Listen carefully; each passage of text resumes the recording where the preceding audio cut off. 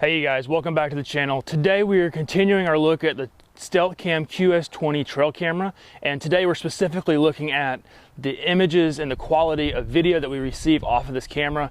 As I told you before, as I researched and looked to see if I wanted to buy this camera, I found a ton of unboxings and looking at the actual camera, but very few actual videos of the quality of the images that come off of this camera after it sits in the woods. And so I told you that was my end game, was to get to this video right here, to show you the quality of the video that we get out of this camera.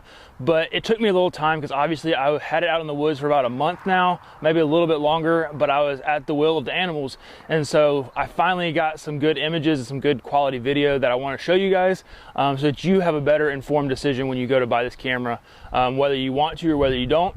Either way, that's fine, but I wanted to give you guys an honest opinion of what these images look like coming off this camera after sitting and soaking in the woods for about a month or so. So we will get to the videos right now, and then at the very end we'll wrap up and I'll give you a short kind of summary of what I thought of the camera after spending some time with it, receiving some videos and images off of it. We'll just kind of wrap up with what I thought of the camera overall. So I hope you guys enjoy the videos coming off of the Stealth Cam QS20.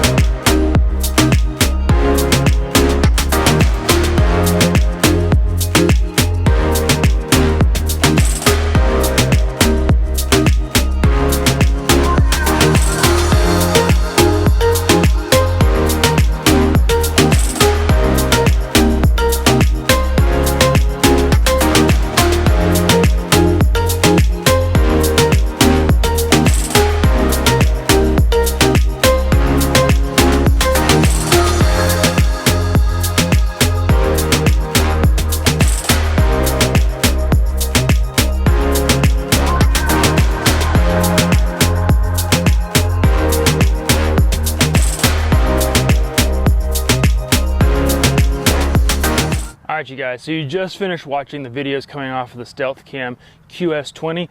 I hope you enjoyed watching the videos to actually be able to see with your own eyes the quality of the video coming off this camera, because that was the one thing that I wanted you guys to be able to see when you were researching this camera, was the actual quality of what the video actually looked like coming off this camera while it was in the woods. So a few things that I thought as I kind of looked at the camera, looked at the videos coming off the camera over the last month, was the image quality was not exactly what I was hoping for. I did buy this camera for $60, but I felt like the image quality could have been a little bit better, because there was times where it was a little pixelated or a little blurry. But for a $60 camera, it kind of falls in that mid price point for a camera. You can spend a lot less and you can spend a lot more for a camera. So for $60, it does the job. Is it a super budget friendly camera? Probably not. But the one thing, like I said, was the image quality was just a little blurry and a little grainy at times. Especially at night, the infrared did not go as far as I wanted it necessarily to go. But if the animal walked right in front of your camera, you were definitely going to be able to tell if the animal had, how many points the buck had, especially, and the quality of the animal overall, if it walked right in front of your camera at night. One of the other things that really kind of stuck out to me was you want to make sure, if you have it set in the custom setting, that you make sure your settings are set the way you want. Most of these videos are 10-second videos, which somehow I managed to realize that I didn't have it on 30-second videos, which is what I normally want. So you just want to make sure your settings are set properly. As you saw in the video, my trigger speed was a little slow, especially at distance, as those bucks walked across the back side of my image. It wasn't triggering until at least halfway across. So there is some tweaks that need to be done on my side for the settings. That's not necessarily the camera's fault.